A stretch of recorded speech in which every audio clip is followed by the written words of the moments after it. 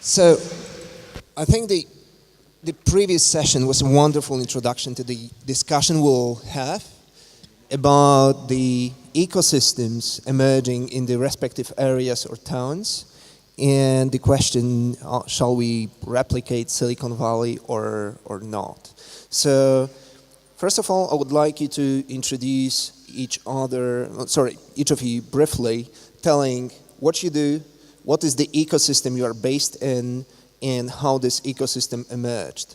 And for Fadi specifically, because everyone knows Silicon Valley, I'd like you to explain what's happening right now with the shift towards San Francisco. What's the trend? Is it good? Is it bad? How San Francisco is different from Silicon Valley? Okay. So my name is Fadi Bishara. I'm the founder of BlackBox VC. I'm originally from Syria. I've lived in Silicon Valley now more than I've lived in Syria. And let's see. So the ecosystem of Silicon Valley, it's hard really to draw a distinction between what Silicon Valley is and what San Francisco is. What was very interesting in this entire region, I mean, this started more than 50 years ago with the semiconductor and then the PC boom and then the internet and everything else. What's very interesting is if you look at the map, San Francisco is the north part of Silicon Valley and San Jose is the south part. San Jose is much bigger than San Francisco. The technology stack has always been correlated with the geography. San Jose has always been the plumbing, the system level, the semiconductor, the piping, the Intel, Cisco, and San Francisco used to be the pixel level. So it used to be more the multimedia gulch back, the CD-ROM and all of that. And it continues to be the internet, which is the upper, higher layer of the technology stack. And in between, there's the enterprise software. There's Oracle and there's Google and there's all these. So what's becoming now is broader sense of, because there's more internet technologies, the internet boom, and there's a lot of concentration of that is in San Francisco. So I don't know if I answered your question. So why BlackBox is based in the Valley, not in San Francisco? Why BlackBox is based in Atherton, not in San Francisco, for instance? Do you consider opening a second office like 500 startups did? Not at this stage. I mean, I envision something similar to what Wim mentioned. It's very clear that it's a global economy, and all startups today should be born global. And we're located in Atherton just because this is a large real estate space, and we have a big house, and we've kind of got creative in making the house live and workspace. The way I envision it a little bit farther in the future is to have similar community-based, maybe other black boxes that they're in different distributed areas. Maybe one in Shanghai, one in Berlin, one in Sao Paulo. And the idea is we have a global community of innovators and entrepreneurs, and a founder could go and explore, to learn about Latin America market and spend a month maybe or two in Sao Paulo and see what's the opportunity in Brazil or others. So, moving eastwards, Paris and Silicon Sentier. Yeah, so I'm Nicolas Brusson. I'm a co-founder of BlaBlaCar. And I guess I've seen several ecosystems over time, because I actually started my career in Silicon Valley in '99, which was a very interesting time actually. And then I moved to London actually in 2006 to work as a VC, and then started a company in Paris. So I've seen Silicon Valley, Silicon Roundabout, and Silicon Sentier. And I guess what's funny about that is, and it's something you just mentioned, is Silicon Valley is called Silicon Valley because people were making semiconductor initially in Silicon Valley. If you look for a semiconductor fab in Silicon Roundabout around Old Street in London, you can look for a long time, actually. There are no semiconductor in London, and that's the same thing in Paris. So I always found very funny, actually, that it's all called silicon something when it has nothing to do, actually, with the semiconductor industry and the chip industry. But so it should be called whatever, like Internet Roundabout or Internet Sentier. So just to talk about Paris specifically, it's pretty interesting because when I left in '99, I mean, the whole sort of startup ecosystem in Paris was very small. I mean, it was just getting going. And when I arrived in the Valley, and I was in Berkeley actually back then, it was buzzing. It was just crazy. I mean, there were like 200 startups for fiber optic where I was actually back then, and people were just piling money behind internet companies and telecom companies, and you could see that essentially Silicon Valley was this sort of 30-year-old machine, an ecosystem, and Paris was maybe like a 2-year-old machine. But coming back actually more recently, and 10 years later, what's really interesting, especially in the internet, is now, and I guess it's happening now in Berlin more and more, and it happened in London as well, is you have like at least one, maybe 2 generations of successful entrepreneurs. And today, like all the guys that backed our company, actually guys that started companies in the late 90s, made money out of it, and there is like a pretty rich actually ecosystem of angels and even VCs in Paris that can back early stage companies. So clearly it's not Silicon Valley by any stretch, but today it's clearly possible to start a company in Paris, especially in the internet space, and I think it's also wrong to think that there is no money around. I think there is actually money around, and it's not easy, but it's not impossible to go and raise 200K to a few millions actually to start a company in Paris and probably everywhere in Europe. Do you think that having Sophia Antipolis in France was like a success factor for emergence of the ecosystem in Paris? Probably not at all, actually. So the funny thing about Sophia Antipolis is it's something that was sort of created almost by the government, right? It was dubbed. Can I have the mic? It was dubbed Silicon Valley of Europe in '80s, actually. No, because essentially the main difference with what was created there was essentially almost like a mandate for the government to say, okay, that's where we're going to create like a new industry for semiconductor and for all these things. And if you look at if you look at how many startups actually came out of this region, it's very tiny actually. The reality is mostly big companies moved there for good tax incentive because the weather is nice. But as a startup ecosystem, it's actually pretty poor. So I would really decorrelate what happened there and what's going on in Paris. I think it's two different things. Berlin, Silicon Alley. Yeah, that's right. Is there any silicon and chip industry in Berlin? There used to be before the war. No, back then silicon wasn't invented, I guess. No, there is a little bit of high tech and manufacturing, yeah, but that's not the driver of the ecosystem. And besides, all the silicon making companies are moving to China anyway, so that's difficult to be in. As some of you have maybe heard earlier, I've been in Berlin for basically forever. I've moved there right after the wall came down and started in my first digital agency in '96.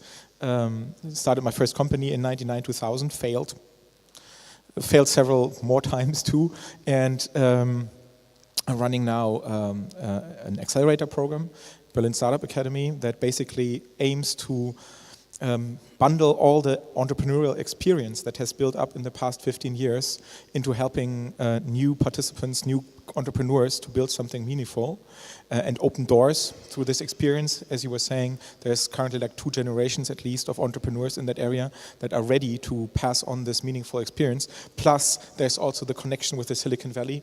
I've been to Fadi's BlackBox twice, and there's constantly people traveling back and forth. So these ecosystems, I think are already pretty well connected. Last year, I saw the class of help me out, what's that fantastic Paris-based Le Camping, exactly, Le Camping. And I saw the roadshow in Berlin, and I was totally blown away by the quality of the companies. Yeah, I thought like, wow, man, we need more of these here, and no matter where they're from. And that's obviously one of the main advantages that I feel Berlin has, and where it really comes closest to the Silicon Valley is definitely not the money and also not the tangible support of big corporations. It's really the openness and the ease of working and talking to people that I feel every time that I'm in Silicon Valley. After a day or two, a couple of people will make connections, and you will have like people to talk to and meetings to attend to every day. You know, because that's how easy it is to be passed on, and everybody's so ready to share information. And that is really the case in Berlin too, I feel. And part of that is because, as I said earlier, there's so much space to be stupid. Yeah, there's so many people that you will bump into who don't aim to make the big career, who sometimes sillily follow their dreams, sometimes put a lot of work in, a lot of professionalism, but everybody is willing to give to others. And that's, I think, why it's also such a great place to come to from the surrounding countries, why so many Italians, Spanish, also Romanians, Poles call it home and find the place to create something there. And I keep encouraging people to do just that, because I actually think that the step, or like going from here to Silicon Valley directly, increasingly is not the best step that you can take anymore. Because when it comes down to working in the real world market and selling products and maybe eventually selling your company, you need to work with the forces that are there in your home markets. And like it or not, especially when you're from Central Eastern Europe, many of the big telcos, the big utilities, the big media companies, whatever area you're working in, are, I'm sorry, German-owned, right? And if you want to work with them and maybe like as a partner or maybe eventually sell your business to them, it's actually quite a good idea to remain in Europe or even move to Germany and talk to these big guys directly. And they're increasingly more open to do that, and they're all happy also to talk to Central Eastern entrepreneurs and put money into that. There's this joke. Can I have the mic? There's this joke running in Poland about the definition of innovation. Innovation is when Polish company buys German equipment. I'm happy that we're already at the level that we can joke about that. Yeah. Alex, how the startup ecosystem, both for seed stage and more advanced level, works in Moscow? How Skolkovo emerged? What do you think about that? I know, there's business to be made. Good attitude. I need to finish. Sorry, I need to finish my media. There is a lot of Instagram, Facebook from InfoShare, so it's nice. The ecosystem for innovation, I think it's a good story for Russia. As I grew up in this small city in Siberia, far away from Moscow. It's like 5,500 kilometers. Our city have the new universities, and it's like was a hub for the students, and there was a lot of innovation that time, and all this innovation serve some manufactory, and everything. So this is like a kind of tradition for the 20th century. For the new 21st century, we have another call from for the new modern world. So in this case, in Russia, they used the old hub, but they renovated in modernization this new hub, and also built absolutely from the scratch a new hubs, more than 10 hubs over the Russia. I mean, I'm talking about the big hubs. If you will talk about the hubs and accelerator, it's up to 100 in Russia. But if you will talk about the big one, it's more than 10. So let's start with Skolkovo, which is a quite big project for everything. So you can see I don't need to read everything, but it's quite massive. It's only, let's say, it's only start. There is a lot of talking about, and there's more talking than in result now. But from my perspective, it will start to work more effective maybe in 2-3 years. So it's growing and growing and growing. There is a lot of mistakes now, but all of us, when we will start to work, because we always failed and make mistakes, but then we learn how to do it. So with all help from you, will be start working strongly also, and also this is help will give back. So this is it's like a big point of the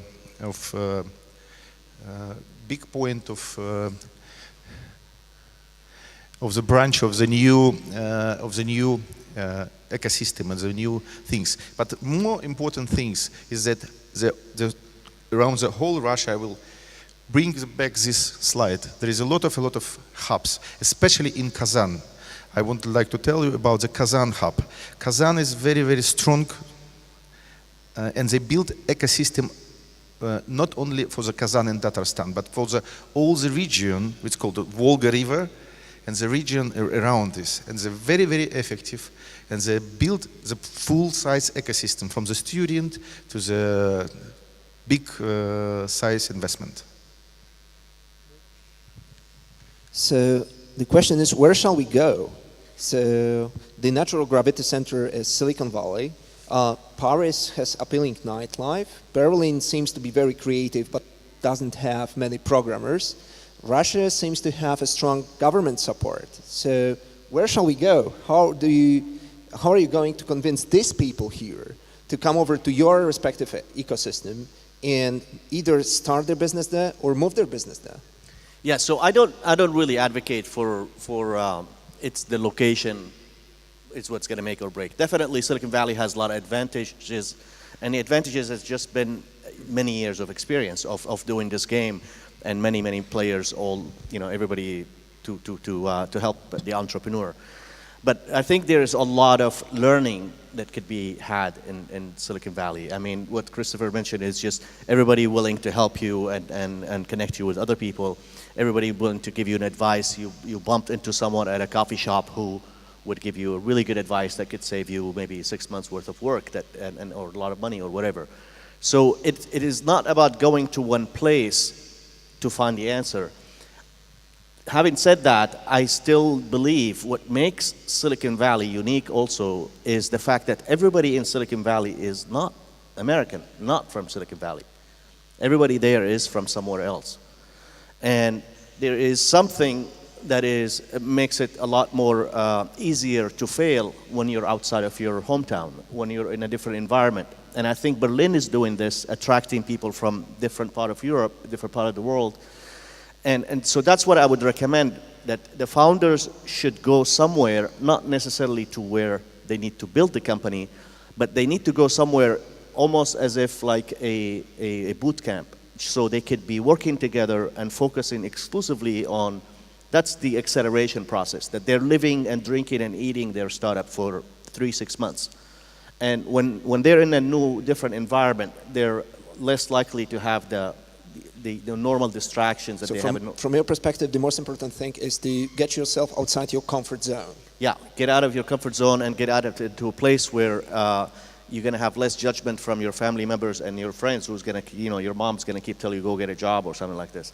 So there's value to, it's the adventure and taking that risk and going to a place, and there's the open-mindedness that comes with it, that you're willing to learn just because it's a new environment. So you're more open to learning, and you don't have judgment against the people who are giving you advice. You're open-minded. Nicolas, is Paris going to take us out of our comfort zones? Well, I'm not sure about that, but I think you have a few places in Europe now where you can really start and build pretty global companies, right? So, and these places are probably, there are several, right? But it's probably London, it's probably Berlin, it's probably Paris, it's probably a few others, it's probably Stockholm as well.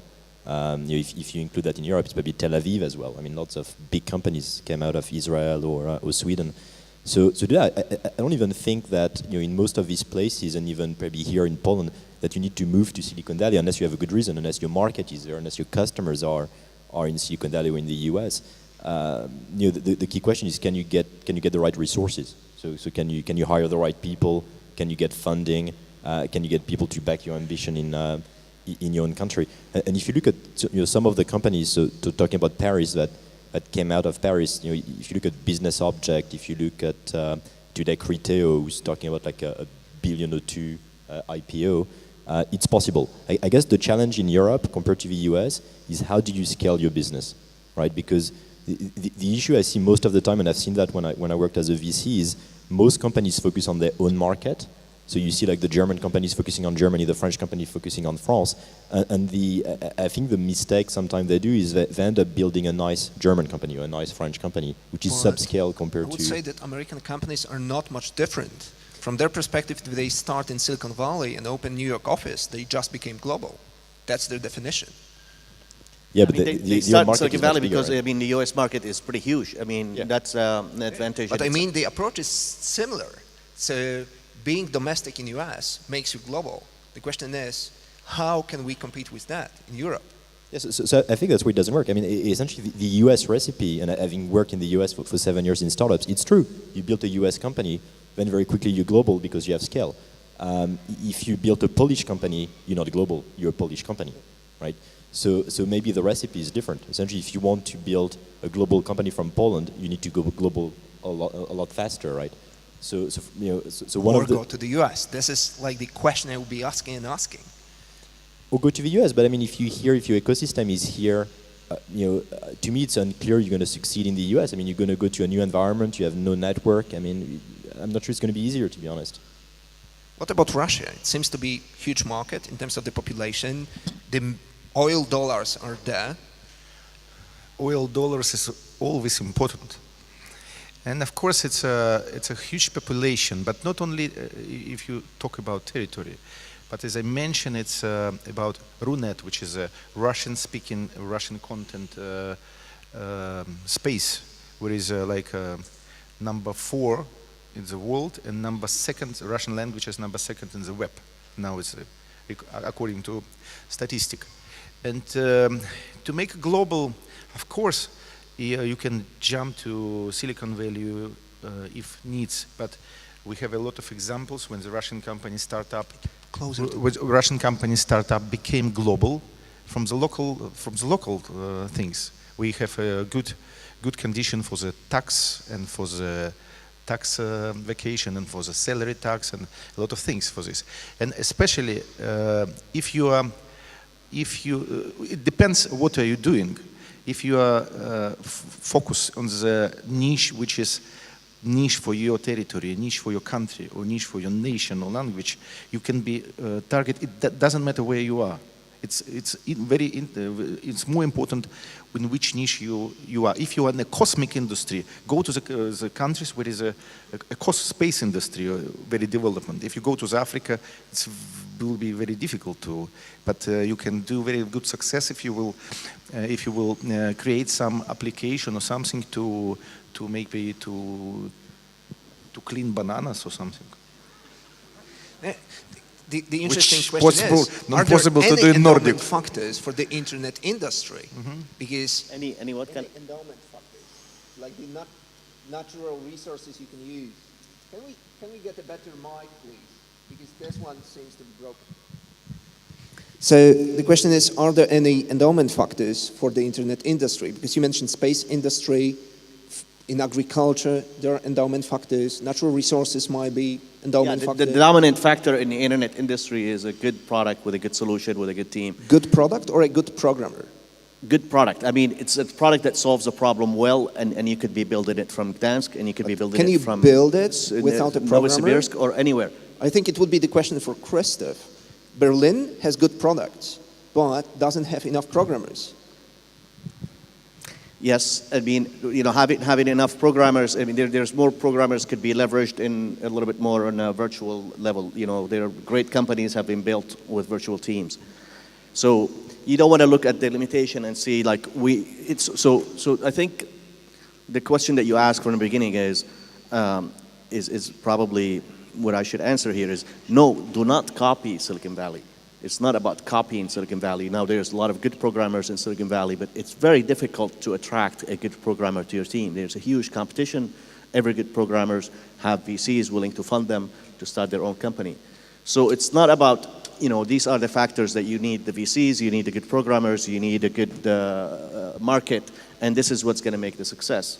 What's going to make the success is, to be globally competitive is to choose a product that could have a global penetration. It could be a problem that is, you need to solve it for, it doesn't matter for where the customer might be. It could be B2C or B2B.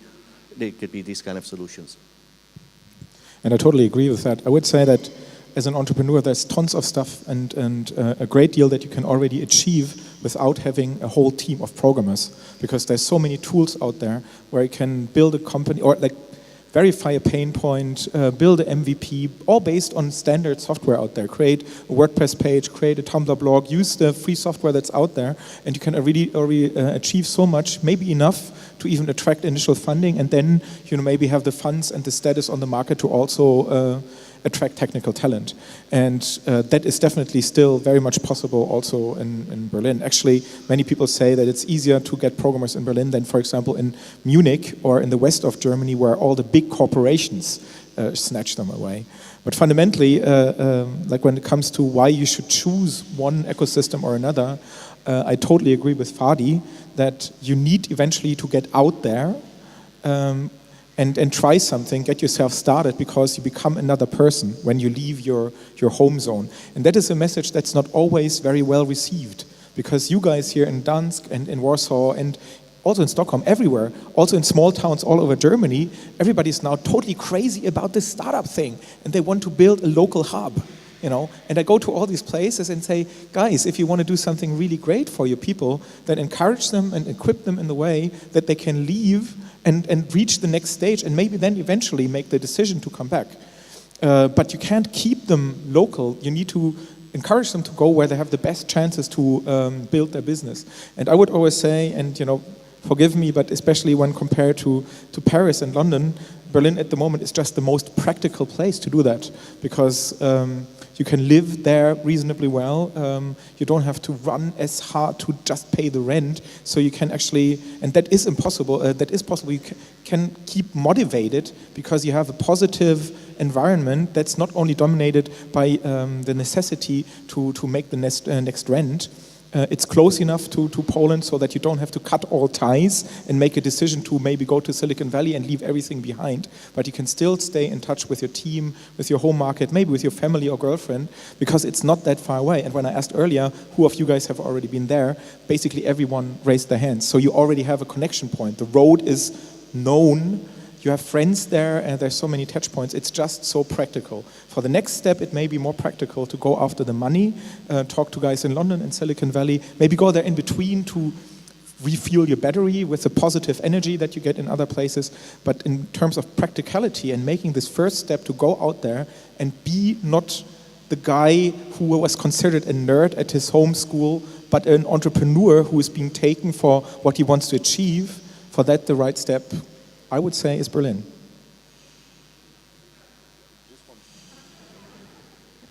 I'll take the working mic. I guess one point as well is, funding today is actually global, and that changed in the last 5 years. I think 10 years ago it was less true, but today you see, how many US startups have Russian funding? You see lots of actually like Airbnb, like Twitter actually get money from Russian investors. We are a Paris-based company. Our main investor is Accel Partners, which is Silicon Valley-based. So today, I think investors from the US, from Russia, from all over actually invest globally. So I think it has changed, right? Because 10 years ago, Silicon Valley investors invested mostly in Silicon Valley and maybe in California, but not a lot beyond that. It's not true anymore. If you look at Accel or Kleiner Perkins, they invest anywhere. All Sequoia, all these guys invest in Europe today. So I think the barriers are just not as real as they were like 5-10 years ago, actually. I think also some of the best, talking about developers, if you look at Google and Facebook, maybe they're attracting and paying and some of the best developers at this stage. My guess is probably 60-70% of the best developers at these companies are immigrant. They're probably educated here in Poland or in Berlin or in Paris or in Moscow. They're coming from everywhere.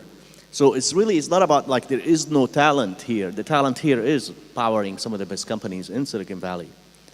It's really just looking at this as a global opportunity and determining other factors. Yes, if your first base of customers are Polish and you need to verify this with solutions here, you need to be based here to understand the problem well, and then you expand from there and go to different countries. So you're telling in general that it's not important where we'll go as long as we'll get off our comfort zone. But for some reason, Facebooks of this world, Googles of this world, Airbnbs of this world, Dropboxes of this world are only created in Silicon Valley. So if we want to stay in our ecosystems or in Europe in general, does it make sense to be in the industry where we have a natural ceiling? So the natural ceiling, I think it's more of a cultural limitations. If Facebook was started in Europe, they would have sold to Yahoo at the first $1 billion offer. But there were Facebooks-like services started in Europe, but they never reached a certain valuation nor the amount of users. They exit before that. They sell out at 20 million, at 50 million, at 200 million, and they think that's plenty great. And it is. It is just culturally here, based on the history of this country, of this continent, this is a great success. And if you reach it, you start to want to enjoy the rest of life. In Silicon Valley, it's a different mentality. It's like keep shooting higher and higher and higher, and then keep playing this game.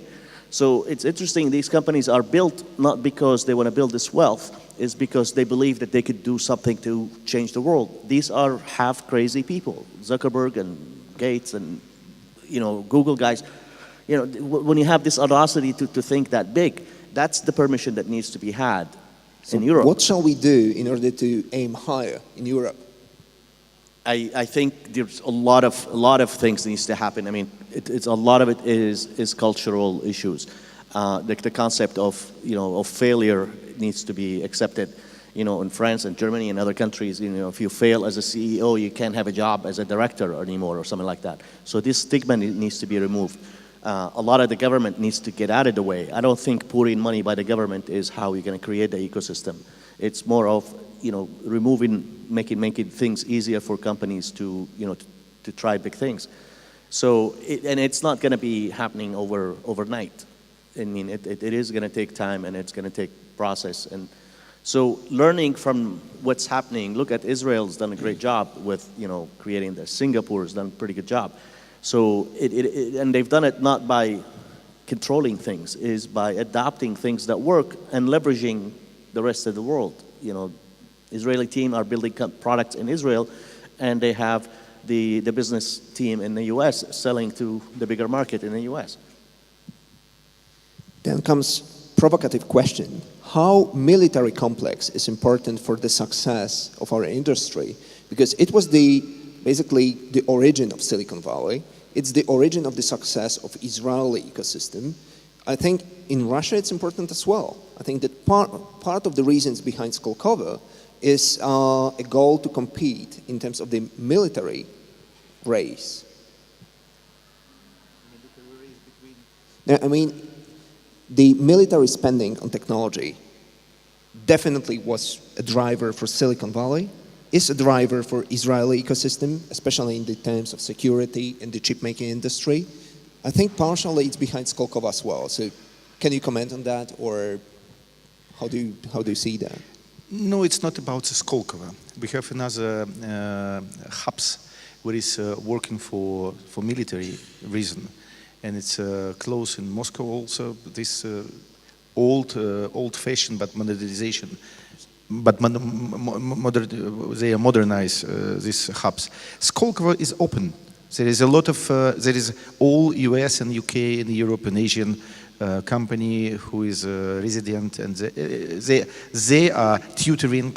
They are part of the Skolkovo. They're kind of investors. No, there is no really military. But you're right.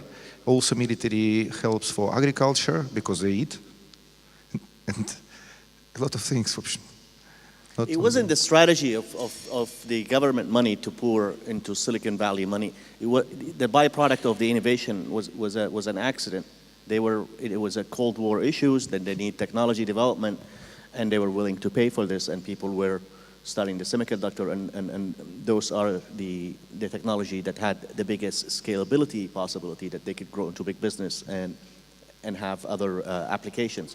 So Silicon Valley didn't start like, okay, let's fund government projects, and as a result, we're going to have good innovation for the masses. It was, it happened differently. Well, obviously in Germany you don't have any military investments in the internet industry. It's not In true. fact, well, like, we have your Which one? tanks. We have your tanks. oh, the tanks, yeah, but these are real-time tanks and not like tanks on a gamer's battlefield. But like when it comes to investing from various angles into industry, like that's where I tend to disagree with Fadi as much as I think that it's important to get out there. But I think the main reasons why, or what stands between us and creating a Facebook is not so much the cultural thing, but very solid material differences. I said that earlier. It's everybody talks about this risk of failure, and of course nobody likes to fail.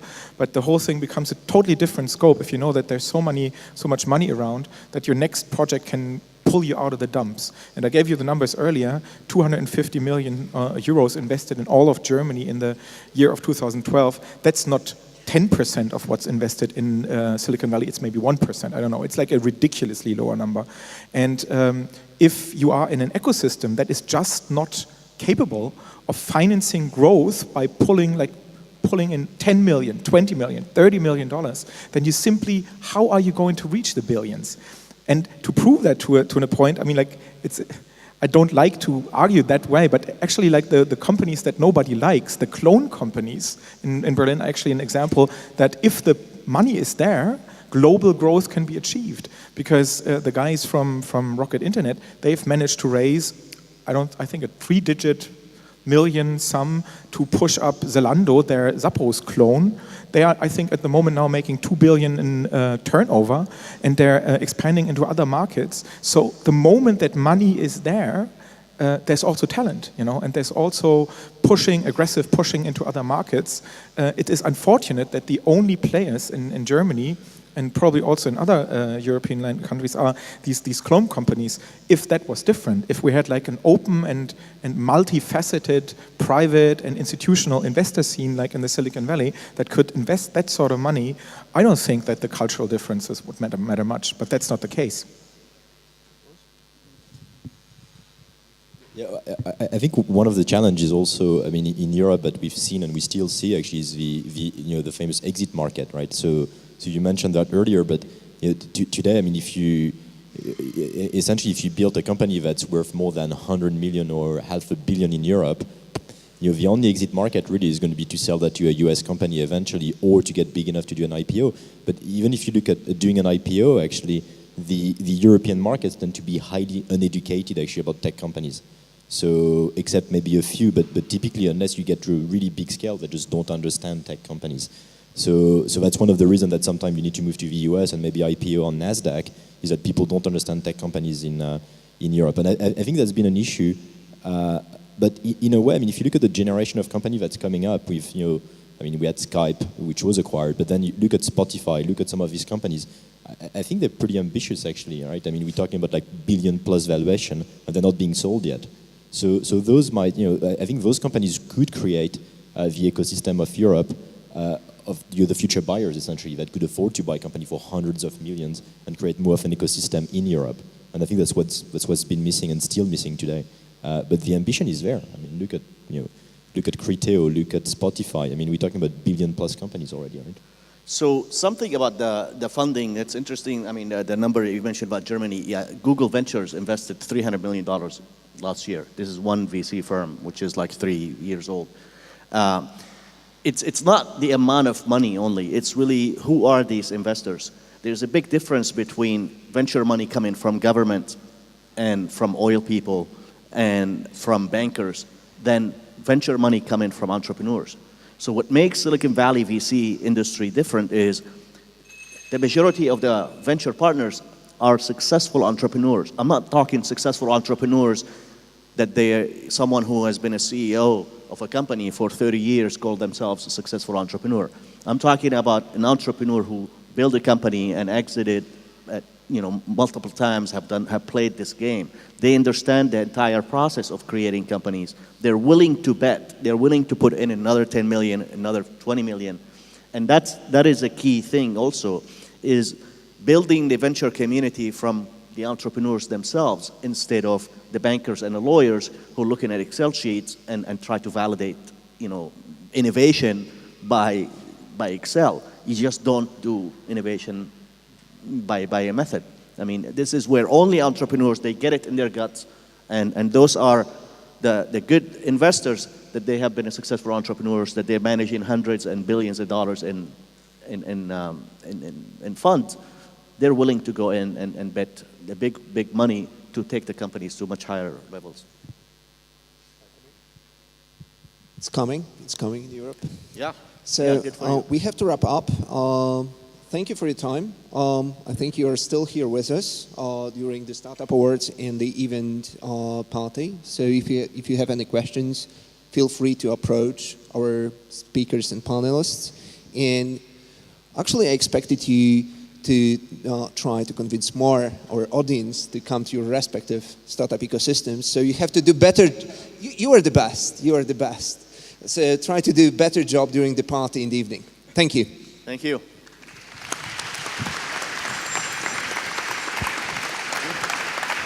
Thank you very much, guys.